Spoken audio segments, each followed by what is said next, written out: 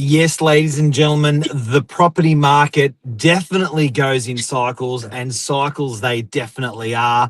We're going to talk about that property market cycle where the buyer is a little bit of a crybaby, upset that the market's pumping. When does that happen? Why does that happen? And talking about buyers at the moment delaying. Stay tuned.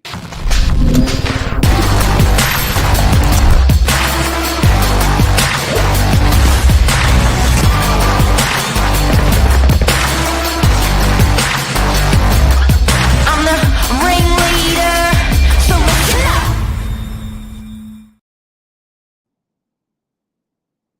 Good morning, Mark Novak. How are we? Good, Josh, you. Yeah, good, good. Bit of a interesting topic this morning. Yeah, well, we had I had Harry last night from the office turn around and say, "Hey, can you guys talk about a little bit, maybe do a video, a training video, or so social media video on what I say to buyers when they want to delay, or what I say to buyers when they're like, nah, look, we're just going to wait and see what happens. We're just going to wait and see what happens." Yes, yes, and the old property cycle as well. We'll be tying that in. Yeah, definitely.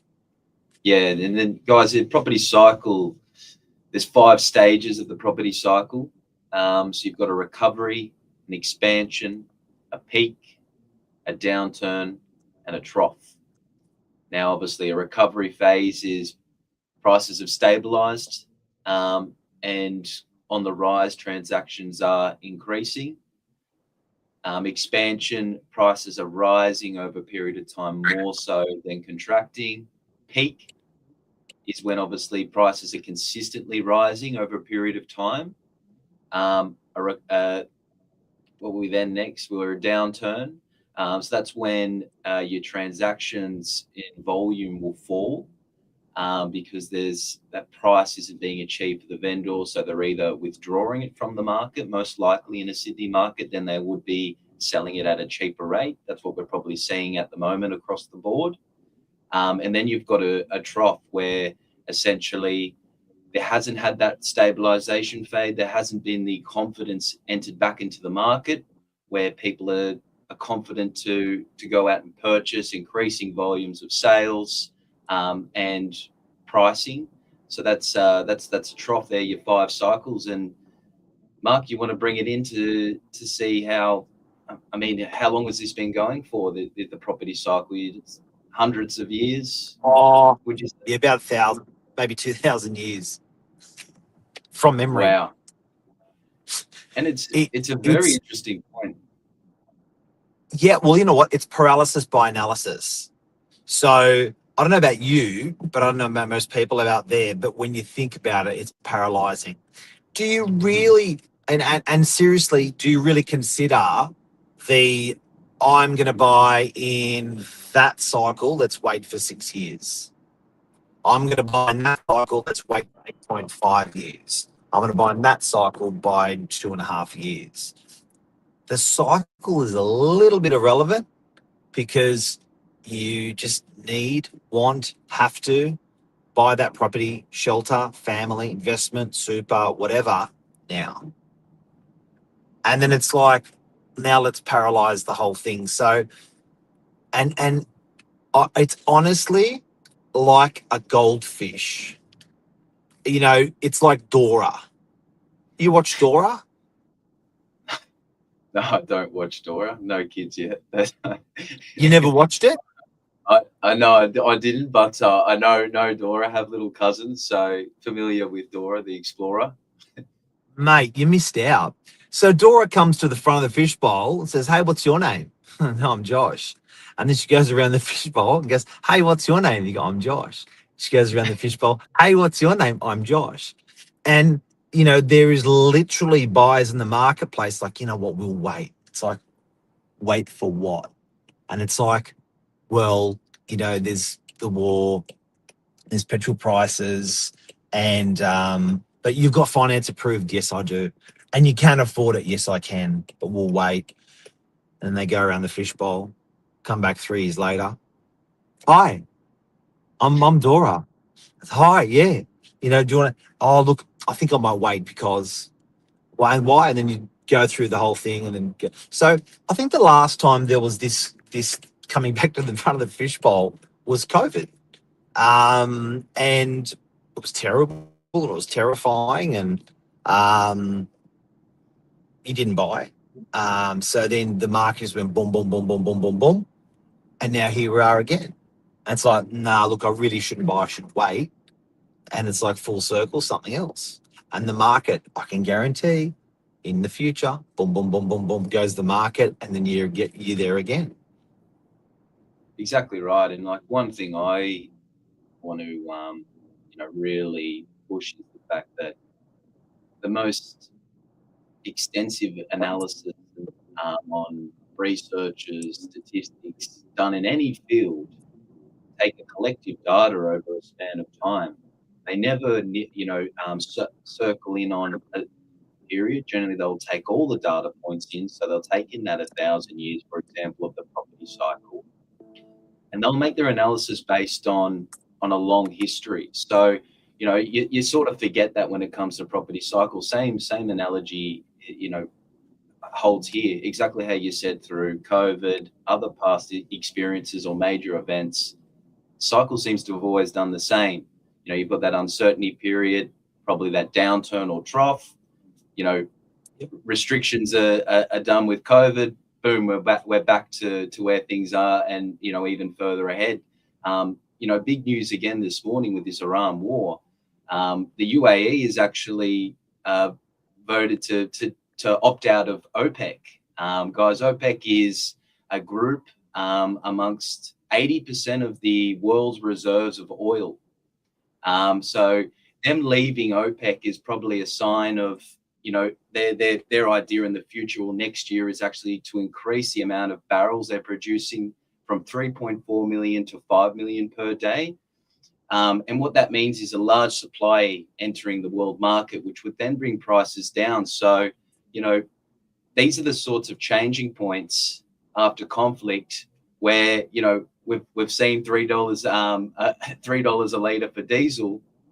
6 months down the track, if things like this start to domino effect and there are other countries that pull out, and all of a sudden there's a large supply of oil brought to the market, well, that's where inflation starts, cost of raw materials and things like that. So I think that's it repeats itself in a different story. It repeats. If it's not oil, it's going to be, I don't know, flour. If it's not flour, it's going to be, no silicon chips. If it's no silicon chips, it's going to be, no lithium for batteries. Crisis world. It's just this cycle. It's this cycle. And I've got to talk about the heading. What's Lisa saying? And the market went up and up and up. The pandemic, interest rates, COVID, the market went up. It always went up. It's true. But I think, and I want to talk about this heading because it's a heading that grabs your attention. We're not talking about the buyer that just can't afford property. My heart goes out to people that are stuck in the rental cycle, can't afford to get into the market. I'm talking about the buyer that has capacity, has an approval, is ready to go, and waits.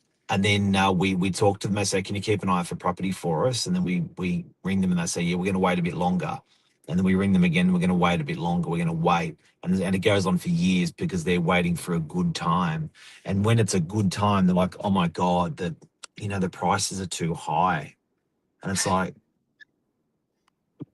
yeah, okay. Exactly right. I think that's the home run there, Mark, is that these buyers are essentially coming down to a time where the rest of the market's feeling the confidence again, and essentially paying hundreds of thousands of dollars more at some point for the same property down the track. So I think that's where we're trying to get at for buyers that are in a position to execute on property, is that they're waiting to hear on Channel 9 that, oh, hey, things are great, or, interest rates might be on the way down for the next result. They're waiting for that vote of confidence, following the rest of the sheep. And in the end, they're actually doing, hurting themselves by missing out on that opportunity and coming back to the market when it's more competitive, more expensive. When they could have purchased, and that movement in growth would have been equity that they own. That's it. That's it. Because people were very quick on the break. Petrol prices have gone up. Petrol prices have gone up. I haven't seen anyone as fast on the trigger saying petrol prices are down, petrol prices are back down, I have had no one say they're down and I'm buying. They're all like, they're up and I'm not buying. So there's just this, can't you see the pattern that it's not equal? There's much more people to like, oh, petrol prices up. I'll wait. Dora, going back to the front of the fishbowl, It's a great excuse. What's Lisa Definitely, saying? Petrol prices have come down. Has anyone mentioned this? Yes. And who didn't buy during the year 2000? So Josh, do you remember the year 2000 bug? What was meant to happen there 26 years ago? Well, that was the world was going to stop. shift. It was going to stop. Computers were going to crash. The world, computers, banking, stock market, everything going to crash. Don't buy. And it's important that we have these discussions, Mark, because us being in it every day, you get to see a different level to what the everyday person does, and you do get caught up in the headlines and the conversations at a work lunch. So I think it's important, and our duty is being on the ground, that it's an uncomfortable topic to bring up, and some people take it the right way, wrong way, but I think it's our duty to bring these things to light. Because it seems to be the people, the smart, the people that do well are the people that are buying in these times in the buyers markets, and generally selling when it's at that expansion or peak market. And it's just being aware of things like this, especially if you're looking for that second property as an investment.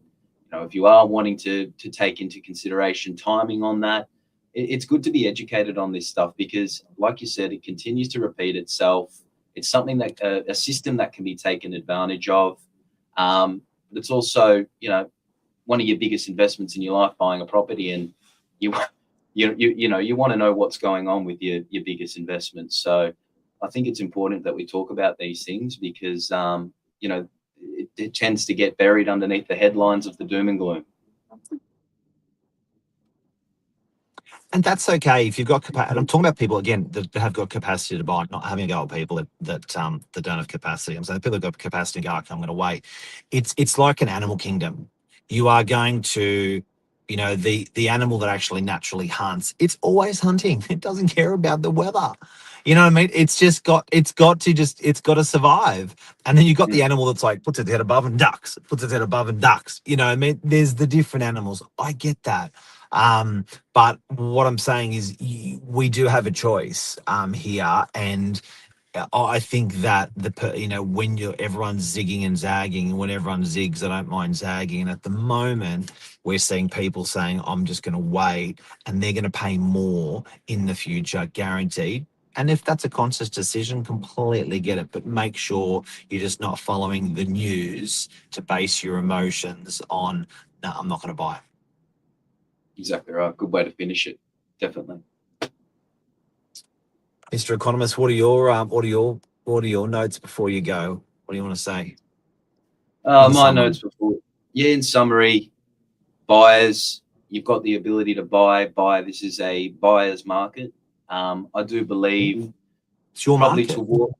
Exactly right. Take advantage of the opportunity, or else you'll start to face more competition towards the end of the year. I think what we'll see happen is, and just this is obviously off the top of the cup, but I'd say next 3 months we sort of come to a stabilization period. I think they'll start to get a handle on inflation with maybe one more rise just to stabilize the market, and then I'll see costs come down with especially oil and things like that. So I actually feel like towards the end of the year, that loosening of monetary policy will start to come into effect, and we'll see a fairly competitive, vibrant market towards September. I'm thinking into the end of the year for a really good run.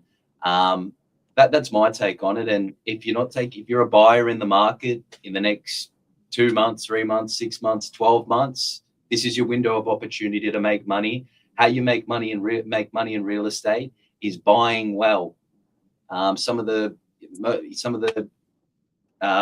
biggest influences just from my journey in real estate of people that own the 15, 20, 30 properties, landlords that I've got to soak in that knowledge. That's probably been one of the biggest lines of all mentioned to me is buying in real estate is when you make the money. So take advantage of the buyer's market. Mark? All I heard was, or what resonated the most with me was what I heard was, it's a buyer's market. Duh. Like we've named the market after you. It's your time. It ain't a seller's market. Half the time, a third of the time it's a seller's market, a third of the time it's a buyer's market, and a third of the time we call it a balanced market. It's sort of in between, a hybrid in between. It's a buyer's market. Go time. See ya. See you guys.